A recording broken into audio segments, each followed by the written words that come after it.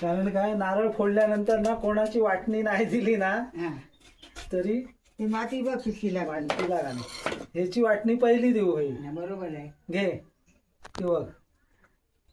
तर नारळाच्या आवाजाने आला धावत आणि तुम्ही देत नाही म्हणजे नारळ काय? फोडताना बरोबर येतो धावत तो. बाद झाला रे, नारळ हवाय आम्हाला. तुम्ही काय रोज खाता? खा तू. हो तो पण रोज खातो. खाता व मग जरा कुसलेला असतो ते आता नाही आता खाणार. खायला दिलं जिलेबी तर नको झाली त्याला. लाडू दिलास तसं खाल्लं माझ्या लक्षात नाही रे.